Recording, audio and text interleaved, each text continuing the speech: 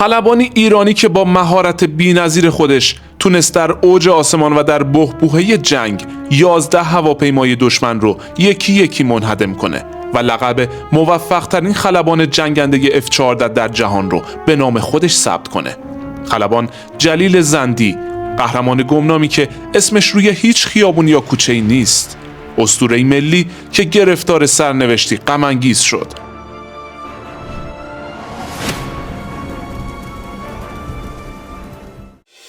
تاریخ ایران پر از قهرمان‌هاییه که به رغم افتخاراتشون کمتر نامی از اونها برده میشه. یکی از این افراد سرتیپ دوم جلیل زندیه، خلبان تاپگان نیروی هوایی ارتش ایران. اون نه تنها در ایران بلکه در دنیا به عنوان موفق ترین خلبان F-14 شناخته میشه. در این ویدیو به زندگی، دستاوردها و نهایتاً سرنوشت غم انگیز این قهرمان خواهیم پرداخت. پس لطفاً تا انتهای این ویدیو همراه من باشید.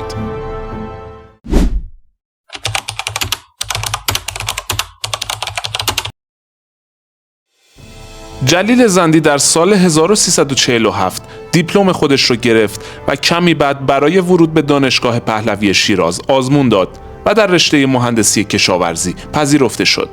اما به دلیل مشکلات مالی نتونست تحصیلات خودش رو ادامه بده. با توجه به اینکه سن اعزام به خدمت سربازی در اون زمان 20 سال بود و جلیل فقط 18 سال داشت، تصمیم گرفت به ارتش شاهنشاهی بپیونده. زندی در سال 1348 به عنوان همافر به نیروی هوایی پیوست. علاقه شدید او به خلبانی باعث شد که به عنوان بورسیه به ایالات متحده آمریکا اعزام بشه. بعد از گذراندن دوره 14 ماهه به ایران بازگشت و تحت نظر تیمسار شهرام رستمی آموزش دید. زندی به عنوان خلبان جنگنده F-4 به پایگاه هوایی همدان منتقل شد و تا سال 1356 در این جایگاه فعالیت می‌کرد.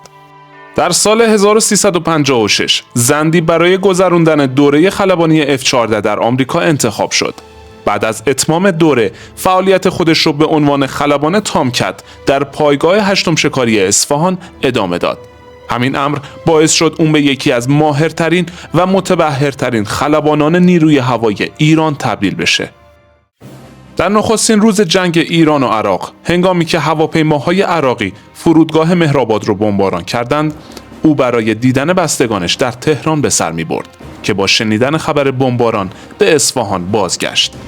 جلیل زندی به همراه فریدون مازندرانی اولین پرواز اسکرامبل یا همون پرواز اضطراری رو بر عهده گرفتند و به مأموریت اعزام شدند. اما زندگی این قهرمان با چالش‌های فراوانی همراه بود. یکی از این چالش‌ها زمانی بود که یک مأموریت عجیب به او محول شد. اما قبل از اینکه به اون بپردازیم، ازتون میخوام لطفاً این ویدیو رو لایک کنید. در روزی طوفانی، آقای تهانی معاون عملیات پایگاه 8 شکاری اصفهان به زندی دستور داد که با هواپیمای بونانزا پروازی به بوشهر انجام بده. بونانزا یک هواپیمای تک موتوری ملخداره که فاقد سیستم‌های لازم ناوبری جهت پرواز مسیرهای دور و در شبه. زندی با توجه به وضعیت طوفانی و عدم تسلط کافی بر این هواپیما از انجام این مأموریت سر باز زد.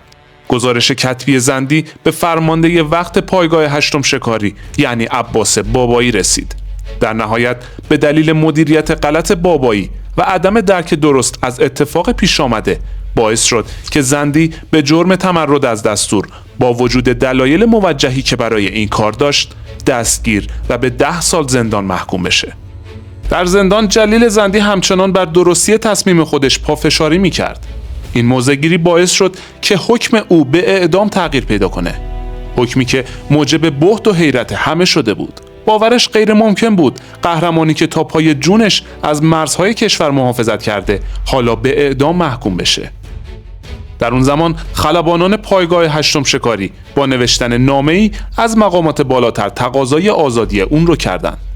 فریدون مازندرانی و حسن افغان طلوعی به بنیاد شهید مراجعه کردند و با مهدی کروبی رئیس این بنیاد مذاکراتی داشتند.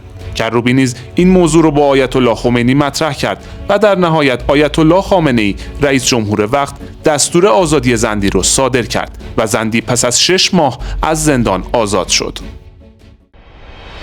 بعد از آزادی زندی به فعالیت خودش در نیروی هوایی بازگشت. و موفقیت‌های بیشتری در نبردهای هوایی با عراق کسب کرد. اون توانست حداقل 11 پیروزی در نبردهای هوایی رو به نام خودش ثبت کنه که شامل انهدام 4 فروند میگ 23، 2 فروند سخو 22، 2 فروند میگ 21 و 3 فروند میراژ F1. برای همین خلبان جلیل زندی به عنوان موفق ترین خلبان شکاری ایرانی و موفق ترین خلبان F14 در جهان شناخته میشه. تیمسار زندی تا اواخر عمر خودش از خدمت در نیروی هوایی دست نکشید و آخرین سمت سازمانی او معاونت طرح و برنامه نیروی هوایی ارتش جمهوری اسلامی بود. اما سرانجام عقاب تیز پرواز آسمان ایران پروازی ابدی را آغاز کرد. تیمسار جلیل زندی در 12 فروردین ماه سال 1380 در جریان یک سانحه رانندگی سوار بر یک پراید در جاده هراز و در منطقه رودهن با یک دستگاه کامیون تصادف کرد و به همراه همسرش جان باخت. اما به نظر شما چرا با وجود خدمات ارزشمند و رشادت‌های بیشمار پس از مرگ جلیل زندی حتی نامی از او در خیابان‌ها، میادین یا ورزشگاه‌ها به چشم نمیخوره؟ چه کسانی از فراموشی یاد و خاطره این قهرمان ملی سود می‌بردند؟ نظرات خودتون رو حتما با ما به اشتراک بگذارید. زندگی و خدمات سرتیپ جلیل زندی نمونه‌ای برجسته از شجاعت، وفاداری و تعهد به وطنه. باید همیشه به یاد داشته باشیم که افرادی چون او چگونه بهای آزادیمون رو پرداخت کردند و چگونه تونستن تاریخ و آینده کشور رو شکل بدن. این ویدیو رو تقدیم می‌کنیم به روح بلند سرتیپ جلیل زندی که تا ابد به عنوان یک اسطوره ملی در دل‌های همه ما باقی خواهد موند. بدون شک او یکی از بزرگترین قهرمانان تاریخ ایرانه که داستان او همچنان الهام بخش برای نسل‌های آینده خواهد بود. خیلی ممنونم که تا انتها همراه من بودین.